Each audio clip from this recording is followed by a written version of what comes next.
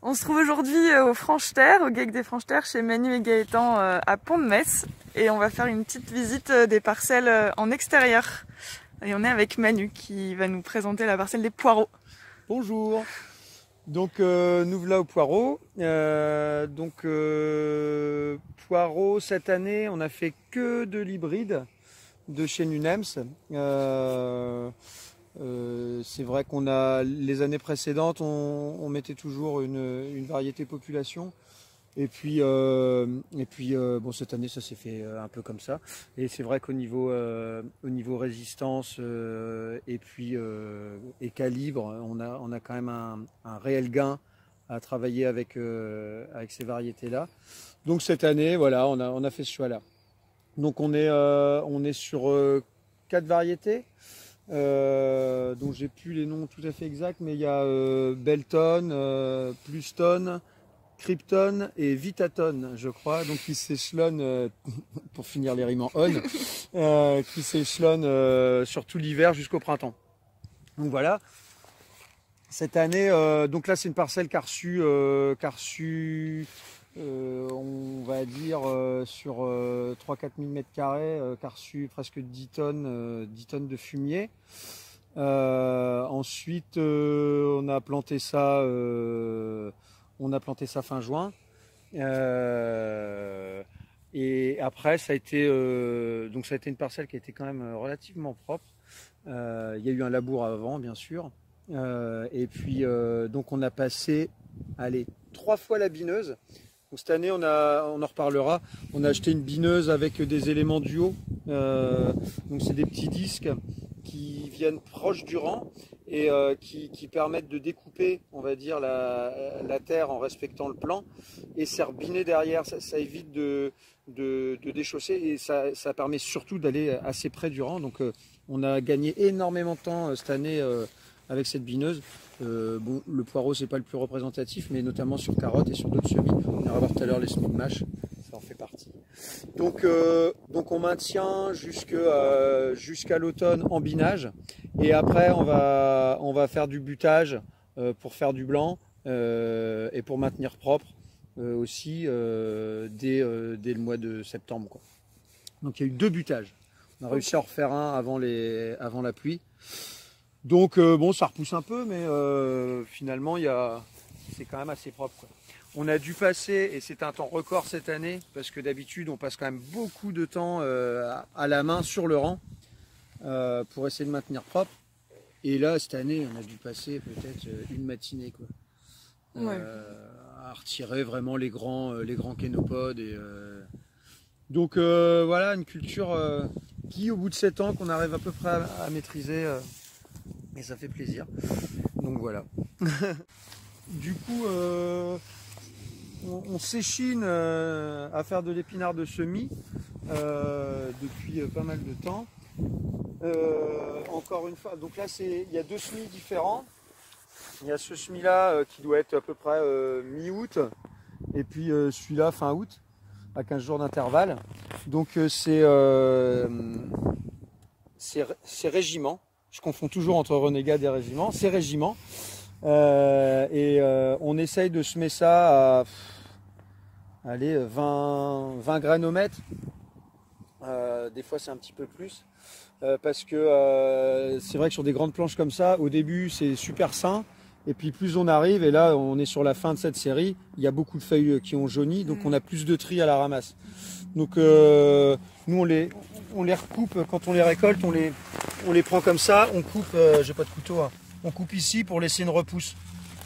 Et on met tout, on trie pas, on fait pas à la feuille, quoi. Les gens trient chez eux. Et donc ça permet ensuite d'avoir une deuxième repousse quand le temps est clément. Et c'est vrai que cet automne, avec les températures qu'on a, on a une belle repousse qui redonne derrière. On verra jusqu'aux prochaines gelées si ça tient. Mais voilà, donc cette technique-là, elle nous permet quand même de... nous on n'est pas équipé pour replanter à la moteuse, enfin à la motte, donc ça nous permet de faire un semis, de gérer. Allez, il y a peut-être 2 binages. Comme l'épinard couvre relativement vite, on s'en sort assez bien sur cette culture généralement. Vous faisiez du plan avant? Non, on n'a jamais fait de plan, on a toujours voulu le faire en semis. Okay. En se disant que l'épinard pousse vite et que en binant, en plaçant des binages bien placés, qu'on pouvait s'en sortir.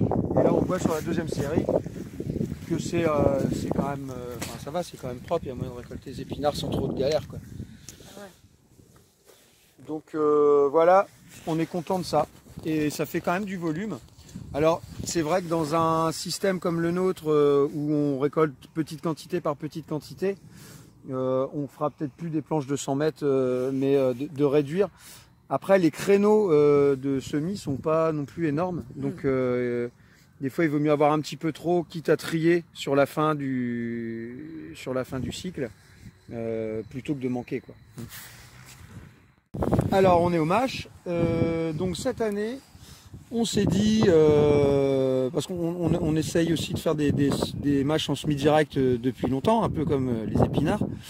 Et avant, on s'échinait à les semer en 4 rangs, et même en 5 rangs, pour se dire on va gagner de la place, enfin du temps, pardon, en récolte. Et comme ça, il y a 5 rangs au même endroit plutôt que 3. Bon, l'enherbement, ça a toujours été une catastrophe. Donc là, cette année, on est parti en 3 rangs, binés. Et on est assez content là. On a déjà mangé 2 planches là. L'idée c'était de semer 2 planches de la variété Baron et 2 planches de la variété Vite sur des créneaux tous les 15 jours pour essayer d'étaler et puis de voir où ça nous menait. Donc à partir du 15 août. Donc là on a une mâche, là c'est Vite ici. Donc on a une mâche qui est prête à être récoltée. On n'a pas de semoir monograine, hein, donc c'est parfois un peu irrégulier. L'idée pour les tenir au champ, c'est un peu comme les épinards tout à l'heure, c'est de ne pas semer trop dense parce que sinon ça s'abîme. Et c'est de pouvoir les maintenir au champ. Parce que là on va commencer cette planche-là. Cette planche elle va nous faire peut-être 2 semaines. C'est que ça se tienne, parce qu'après il y a encore la planche d'à côté, c'est que ça se tienne quand même bien, quoi. Donc pareil que les épinards, j'allais dire, hein, non, plus dense, on était plutôt à 50 granomètres là-dessus, donc avec les aléas du semoir mécanique, hein. Et donc assez content. On a eu un petit peu d'oïdium, donc on a traité au soufre la semaine dernière, un démarrage. J'espère qu'on saura l'endiguer. Et puis bon, après, donc là, c'est la série de fin août. Ici, ouais. Baron. Et Vite à côté. Après, on a la série de début septembre. Qui est là. Après, 1, 2, 3, 4. Et on a refait une série qui est là-bas, mais qu'on n'a pas pu biner parce que c'est une parcelle qu'on avait un peu matraquée. Une série de 15 jours après. Et on espère que tout ça va pouvoir venir s'égrener tout l'hiver, quoi. Pas tout l'hiver, mais au moins jusqu'en janvier. Ça serait pas mal. Il y a combien de binages de passer sur l'itinéraire, alors ça n'a pas été homogène sur toutes les séries.